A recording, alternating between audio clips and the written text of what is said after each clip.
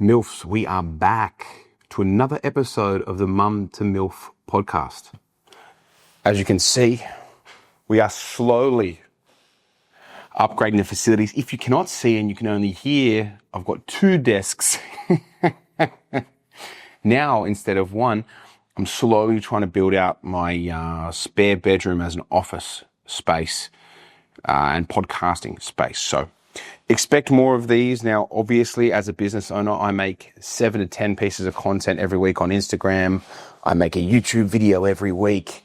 I make 10 different advertisements to go out for my paid ads. So there's a lot of stuff you guys don't see behind the scenes that goes into making this sort of stuff. There's an editor in the background that edits. Like, there's a lot of stuff that goes on behind the scenes. So apologies on the infrequent podcasts, but there's some stuff going on where I want to get back into this. I really do enjoy the podcast, and I know a lot of you love listening, and you get a lot out of it.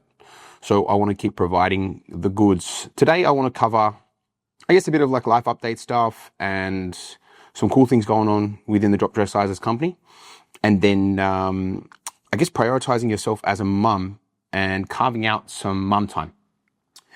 So for those of you who don't know, if you're in my program listening or you're not, and maybe you're curious, essentially we do like group calls. We've got maybe like 1 a day these days, which are awesome. So we push our gals, our mums, to go on these group calls and bond and talk and share about what's going on for them. And one of my gals on there, she sort of shared that, a couple of them actually, shared that they have to kind of create time to go for walks and stuff like that, right? And you're probably thinking, of course. But for me and all the other mums that I've coached in the past, that maybe they came to my personal training studio when I was running that in Sydney and a few other things, that was always on the cards for them. It wasn't like a push for them to create some time and space to go work out. They'd come see me at 5 a.m. We'd run through a big session, and it was good fun. It was good vibes.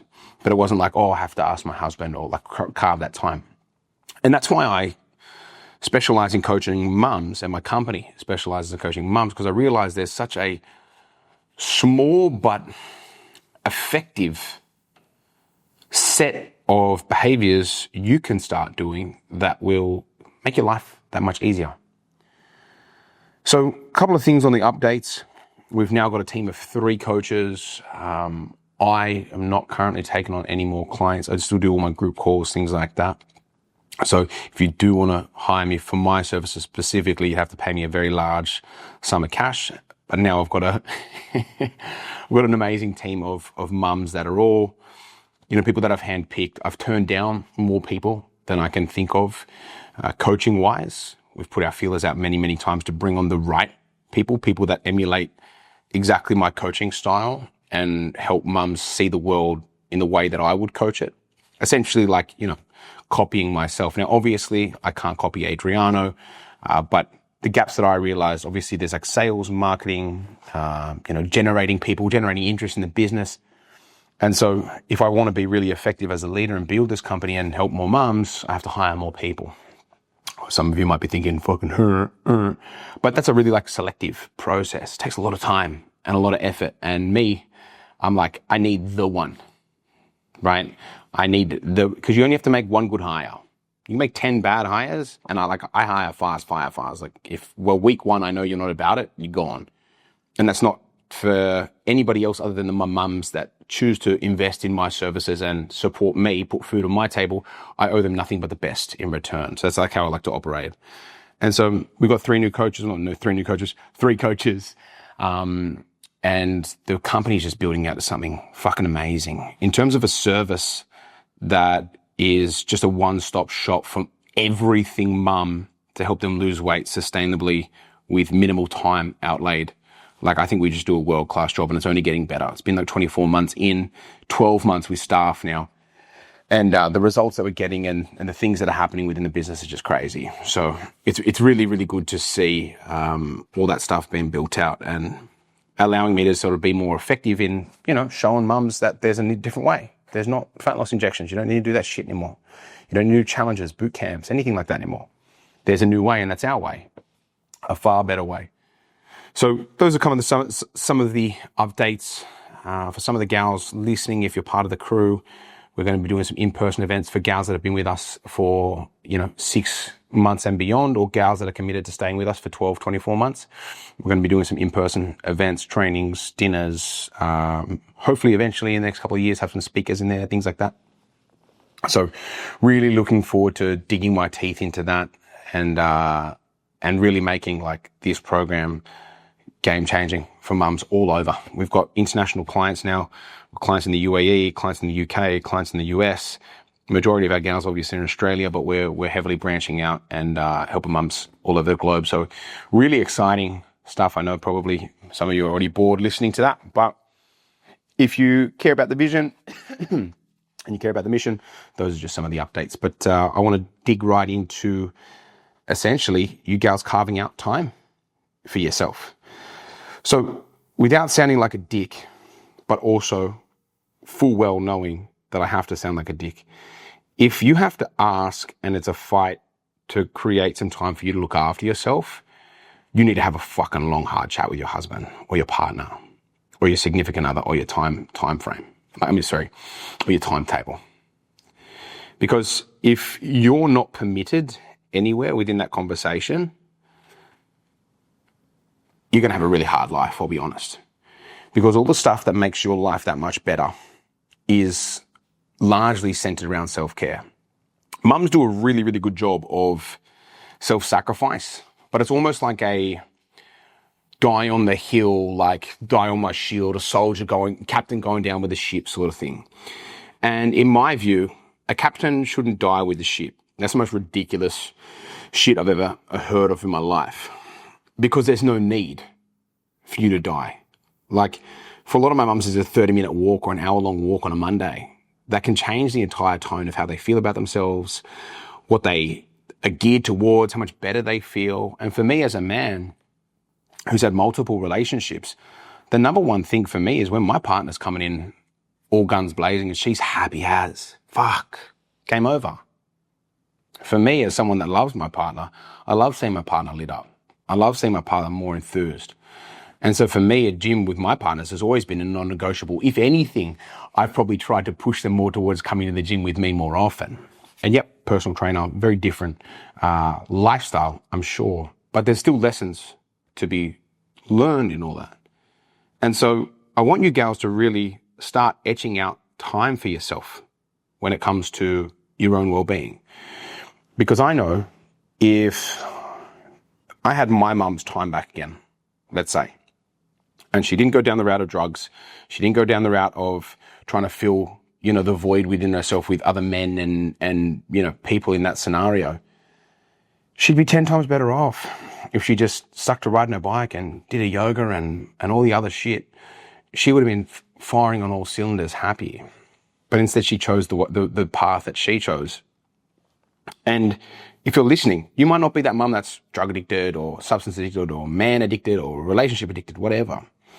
But again, there's still some lessons to be learned in all that. And so I say this because if you don't start carving out some time for yourself, you're going to start resenting your partner, right? And it might not even be his fault. You might be the captain going, well, I'm going to die on this ship today because and it's all fucking ego, right? It's all ego. It's not coming from a place of actual self-care. Most of you are just afraid to say what you want out of your life. Most of you are happy to sit on a back seat and let life pass you by. Most of you are afraid to dig your heels in and go, no, today's the day and this is I'm going to make sure this happens. Right? And it's so easy as a mum because you've got the shield you can hide under, or like you have the cover of being a good mum if you're helicopter parenting. Oh, I've got to take into practice and I've got to do this and I've got to do this. I'm telling you now for free, your kids are going to remember fuck all about all that. They're not going to get to 20, 25, 30, but God, I'm so glad my mum decided to forego her own mental health and well-being to get to this place. Oh, she taught me so much about self-care. Fuck no. Your kids are going to look back and go, God, my mum didn't look after herself at all. What an idiot. because they're going to have access to so many more resources in their 20s, 30s, 40s. They're going to go, what the fuck? Did she even try?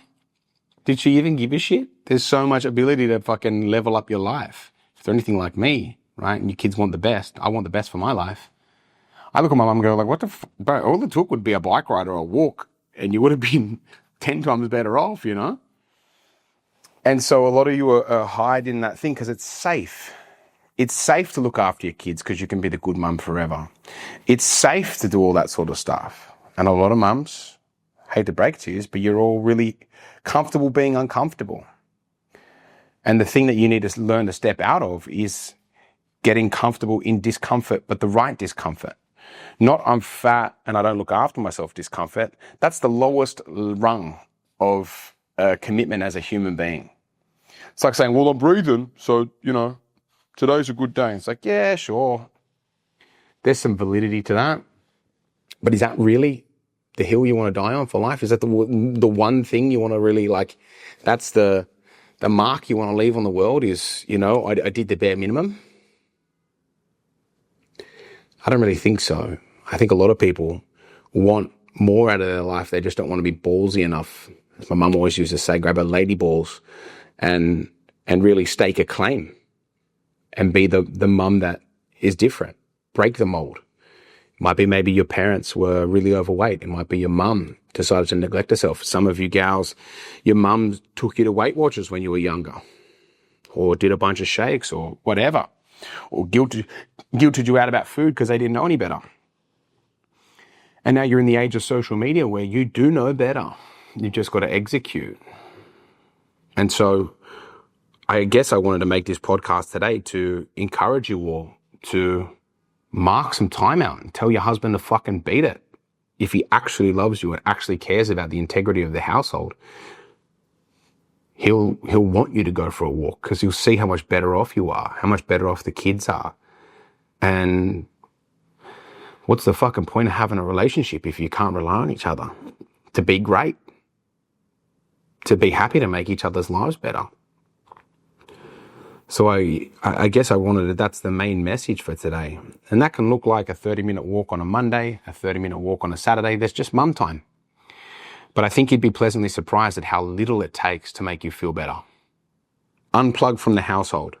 There's 168 hours of the week. If you unplug for 2% of that time, that's like 4 hours a week for you.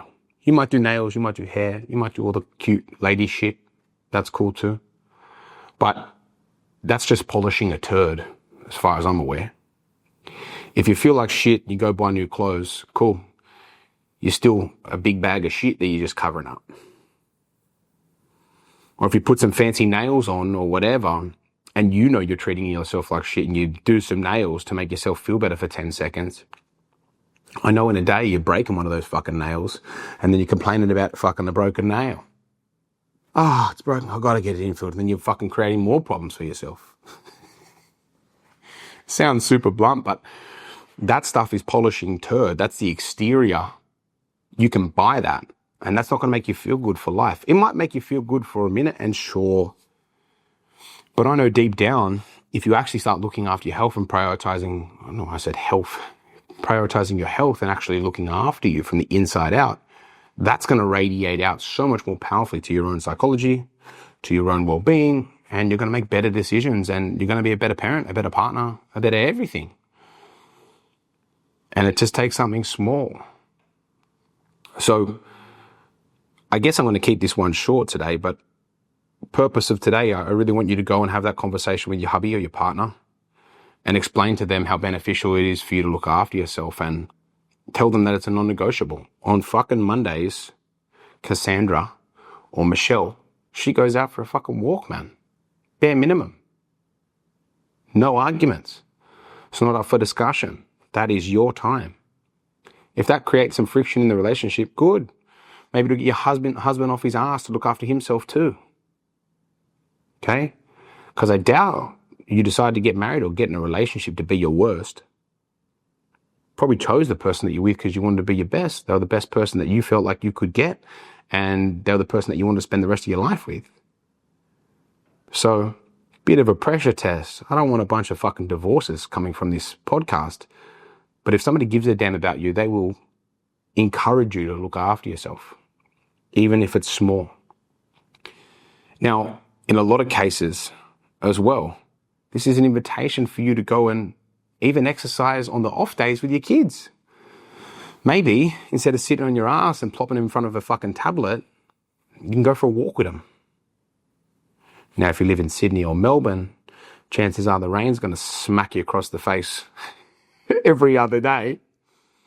But with that being said, I know all the mums that are in my high-end coaching program absolutely love being active mums now. They struggled for so long to be an active mum, and now that they've carved out their space, they're not like, oh, what a mistake. Oh, no. None of the mums that look after themselves in my program regret it. But I know a shitload of mums, probably 99.99% of them that don't look after themselves, regret it. You either get resentful for your husband, your partner, you get resentful for your kids, but it's all because you didn't communicate and you didn't get what's yours. You just let yourself get walked all over, and that's your choice. It's not their fault. Most of the time, sure, there's nuance. If you've got some fucking psycho husband that you decided to pick and marry, one, that's also your fault because he's a psychopath and you probably should have been better at picking somebody. But two, I forgot what two was. Anyway, I don't know why I completely blanked out of that. I think that was just too brutal for me to be honest about. I'm very cutthroat when it comes to picking partners. You either pick someone that's fucking got your back or you pick someone that wants the worst for you. But I'm a big believer that we all have a choice, right? And some people teach each other how to love each other. If there's one thing I know about human nature, a lot of people want to point the finger and go, you guys are the fucking... No. Let's cut that fucking shit out. Whoever you choose to let into your life, you teach them how to love you. Your boundaries, your statements, your communication is what teaches people how to love you, is what allows you to go out for walks, is what allows you to be a better mum, is you digging your heels in and becoming the mum that can.